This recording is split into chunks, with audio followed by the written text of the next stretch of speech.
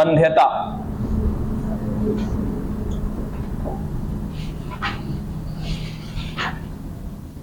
ठीक है, अब देखो बंध्यता का मतलब अगर हम कहें ना, बातें नहीं करिए, इसका सीधा सीधा मतलब क्या होता है कि जो व्यक्ति जनन योग्य नहीं है, कारण कुछ भी हो सकता है। ठीक है, अब क्या कारण है, कारण का कोई बात नहीं कर रहे, सीधा सीधा बोला कि बंध्यता का मतलब क्या है, तो एक ऐसी स्थिति जिसमें कोई जीव, अब स्पेशली हम किसका पढ़ रहे हैं, मानव जनन से संबंधित पढ़ रहे हैं, तो मानव की बात करेंगे कि मानव में जनन करने के लिए दो लोग जिम्मेदार है, नर और मादा। तो उन दोनों में से किसी ना किसी में कुछ ना कुछ गड़बड़ी होगा, या तो दोनों में गड़बड़ी होगा, जिस वजह से वे लोग जनन योग्य नहीं है। तो इस स्थिति, इस परिस्थिति को नाम दिया जाएगा क्या, बंध्यता। ठीक है, अब बंध्यता जो है ये दो शब्दों से मिलकर के बना है। सबसे पहला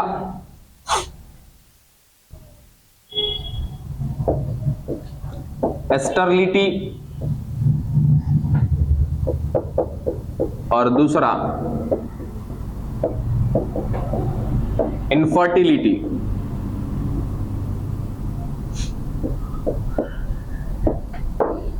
ये दो वर्ड है। ठीक है, अब एस्टरलिटी और इनफर्टिलिटी, इन दोनों शब्द को जरा समझिएगा, क्या होता है इसका मतलब। कि एस्टरलिटी एक ऐसी परिस्थिति है जिसमें चाहे नर हो या मादा हो, दोनों में युग्मक निर्माण नहीं होगा। ठीक है, इनफर्टिलिटी का मतलब क्या होता है कि नर हो या मादा, हालांकि स्पेशली देखो दोनों में इंडिकेशन हम नर को देते हैं, ये भी ध्यान में रखिएगा, लेकिन बात कर रहे हैं हम लोग किसकी, बंध्यता की, इस वजह से दोनों को लिख रहे हैं हम लोग। अब इनफर्टिलिटी का मतलब क्या होता है, इसमें भी स्पेशली नर की बात आएगी।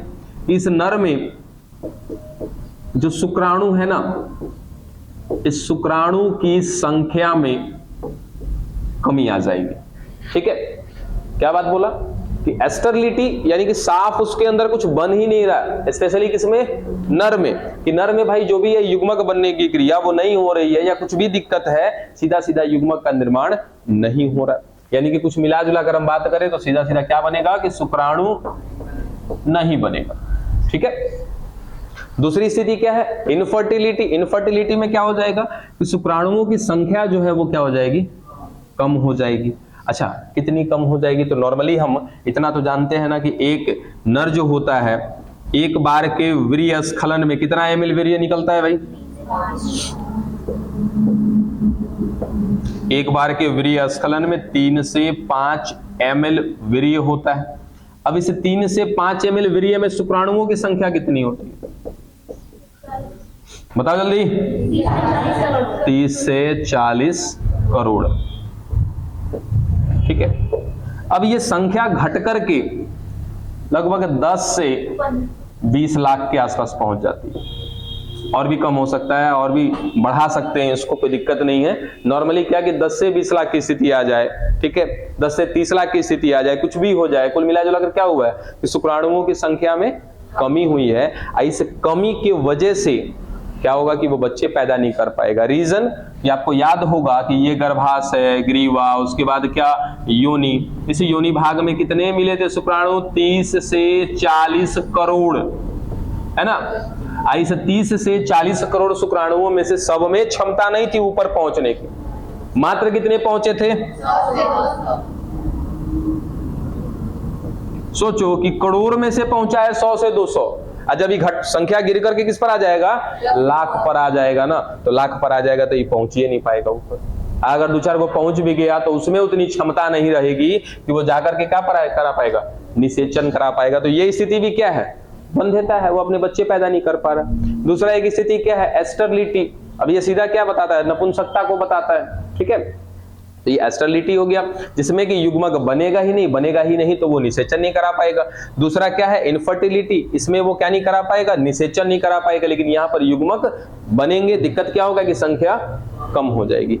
दोनों स्थिति को एक अलग अलग नाम दिया जाता है, यानी कि युग्मक ना बनना, इस रोग को आप कह सकते हो एजोस्पर्मिया, कि भाई क्या नहीं बन रहा है, शुक्राणु नहीं बन रहा। ठीक है, दूसरा क्या हुआ कि एक तरफ देख रहे हैं हम क्या कि युग्मकों की संख्या में गिरावट हो रहा है, तो ये स्थिति क्या कहलाती है? ओलिगो एस्पर्मिया। यही दो शब्द आपको दिया गया था, तो दोनों शब्द का मतलब समझ में आया। तो युग्मक नहीं बन रहा है तो एजोस्पर्मिया कहलाएगा, और युग्मक बन रहा है लेकिन उसकी संख्या क्या हो गई है? कम हो गई है, तो ये स्थिति क्या कहलाएगी? ओलिगो एस्पर्मिया। चाहे युग्मक न बने या चाहे युग्मक की संख्या में गिरावट हो, दोनों स्थिति बताती है किसको? बंध्यता को, क्योंकि इन दोनों की दोनों स्थिति में वो अपने बच्चे पैदा नहीं कर सकते।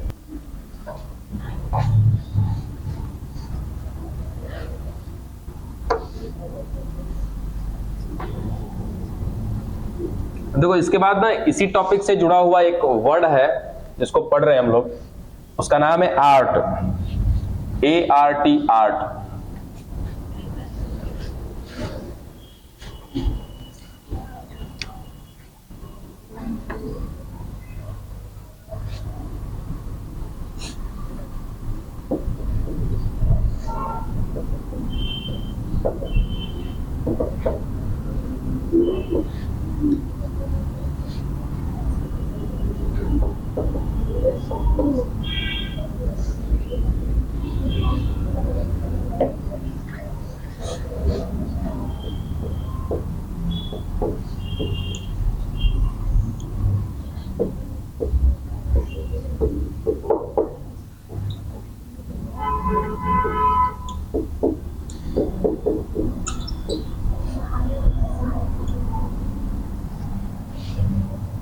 सहायक, आप लोग ज्यादा जानते हैं हिंदी हमसे। कोई बात नहीं है, ये टेक्नोलॉजी है जिस टेक्नोलॉजी के माध्यम से हम किसको खत्म करेंगे? बंध्यता को खत्म करेंगे, या बंधे पुरुष जो भी होंगे या बंधे महिला जो भी होगी, तो उसके वजह से वो क्या नहीं कर पा रहे होंगे? जनन नहीं कर पा रहे होंगे, अपने बच्चे नहीं पैदा कर पा रहे होंगे। तो इस टेक्नोलॉजी का सहायता लेकर के हम क्या करा सकते हैं? उनको जनन करा सकते हैं। ठीक है, जिसमें जो मेन टेक्नोलॉजी है वो है IVF, जिसका पूरा नाम होता है क्या? है? नहीं, बोलो बोलो बोलो। इन विट्रो फर्टिलाइजेशन, हिंदी में कहते हैं पात्रे निषेचन।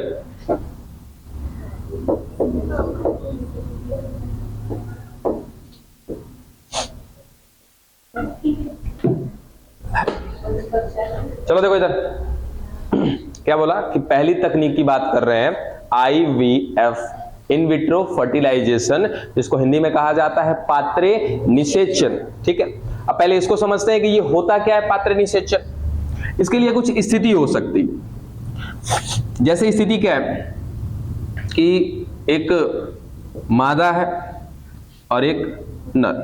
ठीक है, अब दोनों में स्थिति क्या है कि निषेचन नहीं हो पा रहा है, युग्मक तो बन रहे हैं, ठीक है, लेकिन निषेचन नहीं हो पा रहा है। निषेचन नहीं होने के पीछे बहुत सारे कारण हो सकते हैं, जैसे फैलोपियन नलिका में कमी होना। ठीक है, तो फैलोपियन नलिका मान लिया जाए कि इस महिला का क्या काम नहीं कर रहा है, तो फैलोपियन नलिका यदि इसका काम नहीं कर रहा है, फैलोपियन ट्यूब, तो क्या ये निषेचन करा पाएगी? क्या नहीं करा पाएगी। तो डॉक्टरों की सहायता से इस आर्ट का सहारा लिया जाएगा, और आर्ट के अंदर बहुत सारी टेक्नोलॉजी है जो खत्म करती है किसको? बंध्यता को। अब इस महिला के अंदर फैलोपियन ट्यूब नहीं काम कर रहा, तो हम कह सकते हैं ना कि इन दोनों के अंदर कैसी स्थिति है? बंध्यता की। डॉक्टर से मिलेंगे कि डॉक्टर साहब जो भी है ऐसी समस्या आ रही है, हम प्रेग्नेंट नहीं हो पा रहे या बच्चे नहीं पैदा कर पा रहे, तो डॉक्टर किसकी राय देगा? आर्ट की। ठीक है, अब आर्ट में कोई आर्ट कोई टेक्नोलॉजी नहीं है, आर्ट टेक्नोलॉजी का भंडार है। ठीक है ना, जिसके अंतर्गत बहुत सारे तकनीक आते हैं। डॉक्टर इस महिला इस पुरुष दोनों की जांच करेगा, वो जान गया कि प्रॉब्लम कहां पे है, फैलोपियन ट्यूब में, तो वो किसका सहारा लेने वाला है? IVF का। अब आइए समझते हैं IVF क्या है।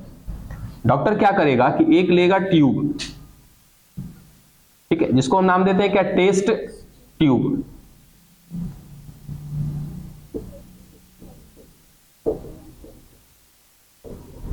डन। अब इस मादा के शरीर से निकाल लिया जाएगा किसको? ओवम को, यानी कि अंडाणु को। इस नर के शरीर से क्या निकाल लिया जाएगा? स्पर्म, यानी कि शुक्राणु को। दोनों को ला करके इस टेस्ट ट्यूब के अंदर एक पहले तो वातावरण बनाना पड़ता है, ये भी याद रखना है कि इस टेस्ट ट्यूब का वातावरण कैसा बनाना होगा। हमको क्या कराना है, निषेचन। निषेचन कहां पर होता है, फैलोपियन नलिका में। तो इस फैलोपियन नलिका के जैसा पूरा का पूरा इसके अंदर का वातावरण होना चाहिए। थोड़ी भी गड़बड़ी हुई तो निषेचन नहीं हो पाएगा। तो इस ट्यूब को हमने फैलोपियन नलिका के अनुसार कर दिया। मान लिया जाए कि जितनी ऑक्सीजन रहती है उतना ऑक्सीजन दे दिया, जितना तापमान रहता है उतना तापमान दे दिया, कुल मिला जुला के क्या कर दिया, वातावरण बिल्कुल फैलोपियन नलिका के जैसा। आपने क्या निकाला था, ओवम सेल, और क्या निकाला था, स्पर्म सेल। दोनों को ला करके यहां पर डाल दिया जाएगा इसके अंदर, और दोनों क्या कर लेगा, निषेचन। तो निषेचन करने के बाद क्या बनाएगा, युग्मनज। ठीक है, फिर इस युग्मनज को ट्रांसफर किया जाएगा। ट्रांसफर बोले तो स्थानांतरण। अब डिपेंड करता है कि सर ट्रांसफर कहां पे करें। निषेचन तो करा लिया। अच्छा, गर्भाशय में अगर हम कहें कि गर्भाशय में कौन सी संरचना जाकर के रोपित होती है, अगर इस बात की जानकारी होती तो आप कभी नहीं कहते कि इसको ले जाके गर्भाशय में डालेंगे। ठीक है, क्योंकि अभी अभी कैसा है, एकल कोशिकीय की बहु कोशिकीय, एकल कोशिकीय है ना, तब एकल कोशिकीय की अवस्था में कहां पे रहता है, तो फैलोपियन नलिका में रहता है। आगे याद है कि आगे अभी विभाजन करेगा, विदलन करेगा, क्लीवेज करेगा, है 1 से 2 बनेगा, 2 से 4, 4 से 8, 8 से 16। और जब 8 से 16 कोरक खंड बन जाते हैं तो उसको क्या नाम दिया जाता है, तूतक। और जब तूतक बन जाता है तो इस स्थिति तक जाते जाते जाते जाते वो कहां पहुंच जाता है, गर्भाशय तक पहुंच जाता है। सब बात थोड़ा सा केयर करिए। चलो, अब यहां पर क्या स्टार्ट हो जाएगा बच्चा, विभाजन। ठीक है, तो जब इसको ट्रांसफर करना होगा तो ट्रांसफर करने से पहले डॉक्टर इस चीज को निश्चित करता है ना, बढ़िया से जांच करेगा इस किसका, जाइगोट का, कि ये जाइगोट कौन सी कोशिकीय अवस्था में है। ठीक है, ये ध्यान रखना पड़ता है। तो डॉक्टर ने देखा कि अभी 8 कोशिकीय अवस्था तक गया हुआ है। ठीक है, तो 8 कोशिकीय अवस्था तक गया हुआ है तो इसको ट्रांसफर किया जाएगा फैलोपियन के पास। ठीक है, तो ऐसे ट्रांसफर को कहा जाता है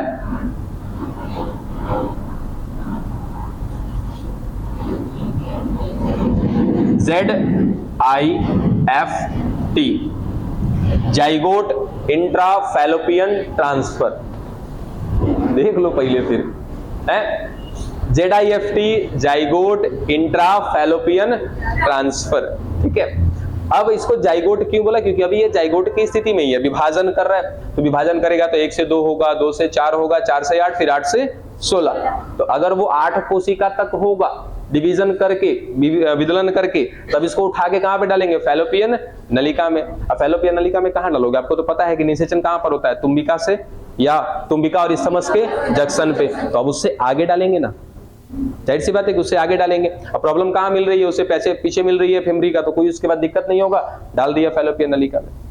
अब पहली स्थिति ये। दूसरा, डॉक्टर ने देखा कि 8 कोशिका से ज्यादा हो गया है, क्योंकि 8 से ज्यादा होगा तो कहां तक जाएगा, 16 तक जाएगा। तो 8 से यदि ज्यादा हुआ, तो 8 से ज्यादा होगा तो इसको कहां पर डाला जाएगा, गर्भाशय में। जब गर्भाशय में डाला जाएगा तो इसको कहा जाता है IVT,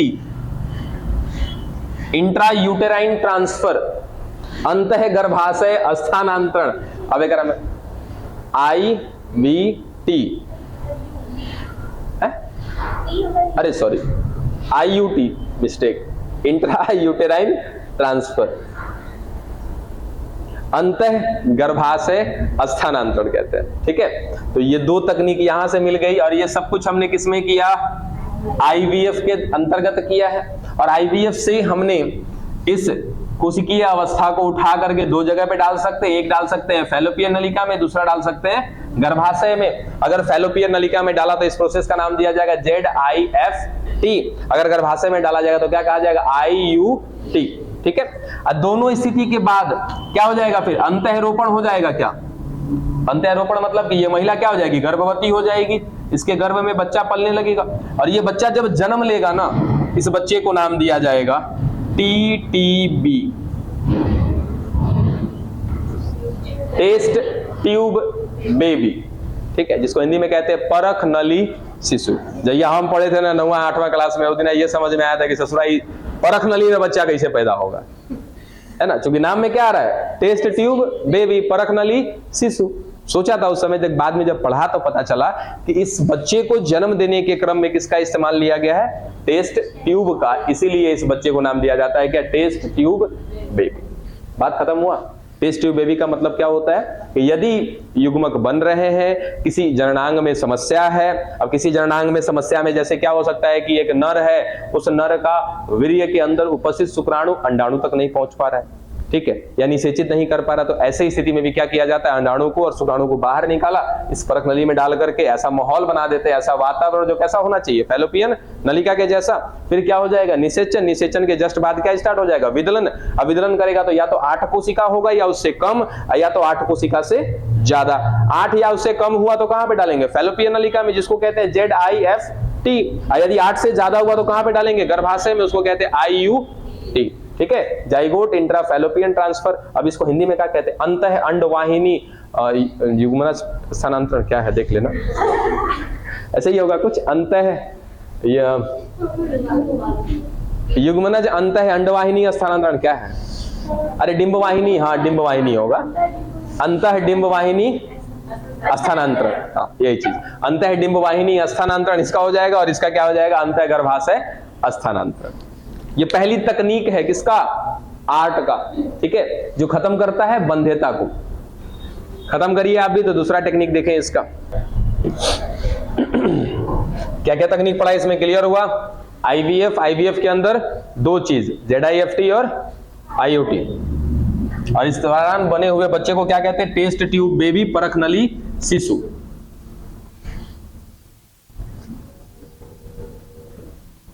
और इस ZIFT के जैसा एक और वर्ड है, उसको जरा क्लियर कर लेते हैं।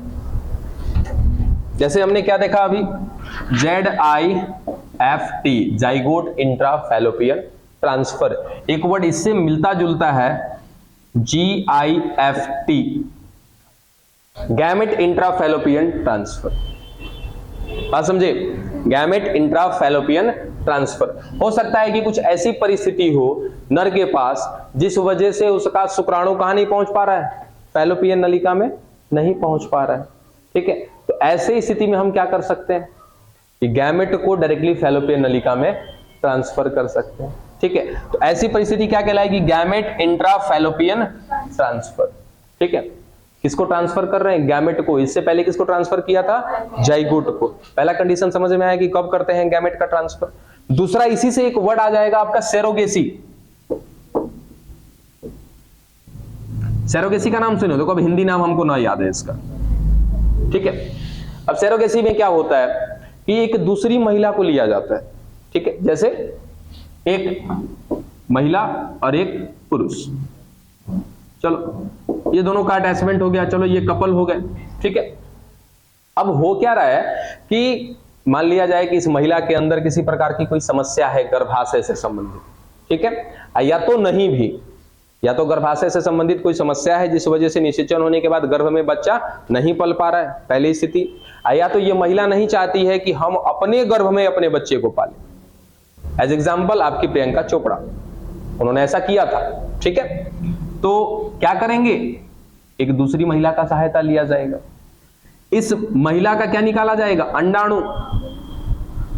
इस पुरुष का क्या निकाला जाएगा, शुक्राणु। अब दोनों को निकाल करके इस महिला के फैलोपियन ट्यूब में डाल दिया जाएगा। अब बताओ कि बच्चा आपने यहां पे क्या ट्रांसफर किया, गैमेट को ट्रांसफर किया, युग्मक को ट्रांसफर किया, कहां पर किया, फैलोपियन नलिका में किया। तो क्या कह देते हैं इसको, युग्मक अंतः अंडवाहिनी स्थानांतरण, ठीक है। क्या किया आपने, युग्मक का स्थानांतरण किया, कहां पर किया, अंडवाहिनी में किया। अब इसके लिए क्या क्या परिस्थिति हो सकती है, आपको जस्ट अभी मालूम चला कि हो सकता है कि उस नर के शुक्राणु में क्षमता ना हो कि वो ऊपर तक पहुंच पाए, पहली स्थिति। दूसरा क्या हो सकता है कि कहीं ना कहीं इस महिला का गर्भाशय सही ना हो, जिसके वजह से ये महिला प्रेग्नेंट ना हो पा रही है, तब करा सकते हैं ऐसा। और तीसरा कि ये महिला अपने बच्चे को नहीं पालना चाहती है, तो जब बच्चे को नहीं पालना चाहती है तो वो परिस्थिति क्या कहलाती है, सेरोगेसी। ये अपने बच्चे को नहीं पालना चाहती है अपने गर्भ में, तो क्या करेंगे कि ये अपना युग्मक और इस नर का युग्मक दोनों को उठा के डाल देंगे इसके फैलोपियन नलिका में डाल देंगे तो इसके फैलोपियन नलिका में क्या हो जाएगा, निषेचन हो जाएगा। बच्चा किनका है, इनका है। पाल कौन रहा है, एक दूसरी महिला। इस महिला को नाम दिया जाता है सरोगेट मदर, और इस प्रक्रिया को क्या नाम दिया जाता है, सरोगेसी। बात समझे? तो ये बात याद रख लीजिएगा, क्योंकि ये जुड़ा है इसी मतलब कि बिंदु से जिसका नाम है क्या, बंध्यता। बशर्ते थोड़ा सा अंतर है कि अभी तक हमने जाइगोट को ट्रांसफर किया था, यहाँ पे किसको ट्रांसफर करते हैं, गैमेट को ट्रांसफर करते हैं। लिखना है इसको भी, हाँ हाँ हाँ लिखो।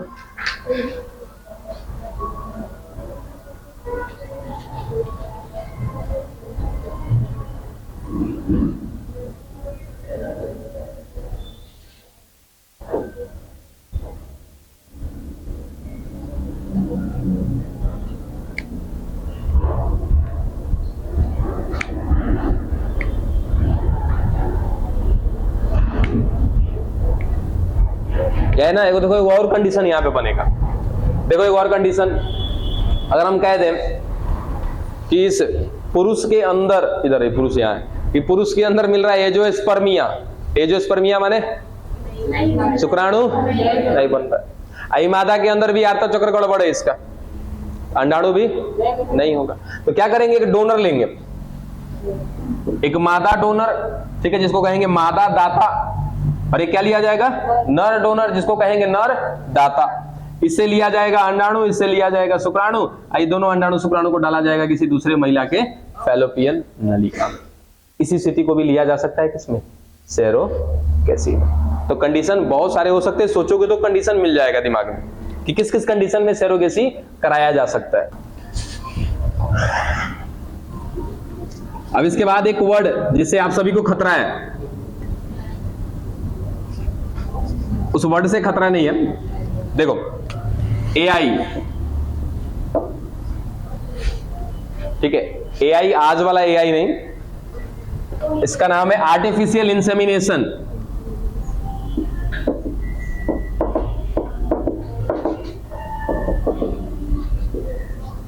इंसेमिनेशन,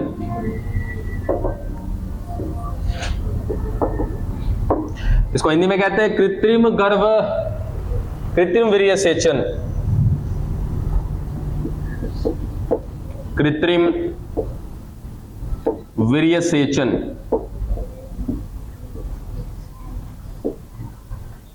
ये भी तकनीक किसके अंतर्गत है, जो भी पढ़ रहे हैं हम लोग आर्ट के अंतर्गत ही पढ़ रहे हैं, ठीक है।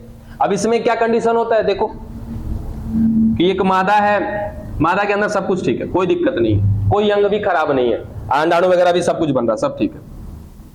नर जो है, नर स्टाइल है। स्टाइल है मतलब एंजियोस्पर्मिया वाली स्थिति है, याद है स्टरलिटी लिखा था हमने वहां पे, तो स्टाइल है यानी कि इसके अंदर युग्मक नहीं बन रहा है। तो नहीं बन रहा है तो क्या करेगा, किसी डोनर का सहायता लेगा, किसी दूसरे व्यक्ति का क्या लिया जाएगा, शुक्राणु लिया जाएगा, ठीक है, और ले करके इस महिला के गर्भाशय में, सॉरी योनि भाग में, योनि या तो ग्रीवा, योनि या ग्रीवा भाग में डाल दिया जाएगा डॉक्टरों की सहायता से। नाम में देखो क्या आ रहा है, कृत्रिम वीर्य सेचन। कृत्रिम माने जहां पर मनुष्य का हाथ हो जाए वो क्या कहलाता है, कृत्रिम, ठीक है। उसके बाद वीर्य सेचन, सेचन मतलब होता है जाना, किसका जाना है भाई, वीर्य का जाना। कहां पर जाना है, योनि भाग में या तो ग्रीवा भाग में, ठीक है। इसीलिए इसको कहते हैं आर्टिफिशियल इंसेमिनेशन। डन।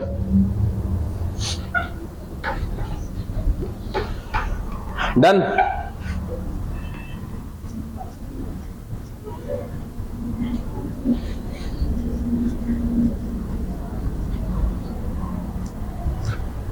और अभी लास्ट एक टेक्नोलॉजी रह गया जो सबसे बेजोड़ है आपका ICSI,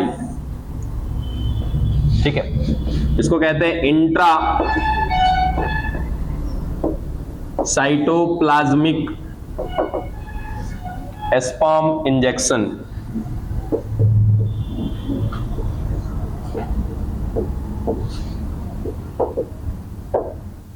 ठीक है। अब इसमें क्या करते हैं, हिंदी नाम देख लेना, अंतः कोशिक, हाँ देख लेना बुक में होगा ना, खोज लेना। देखो करते क्या है इसमें, सुनो, ये बहुत ही माइक्रो लेवल पे काम होता है, ये भी ध्यान रखना, बहुत ही ज्यादा ये सूक्ष्म स्तर पे काम होता है।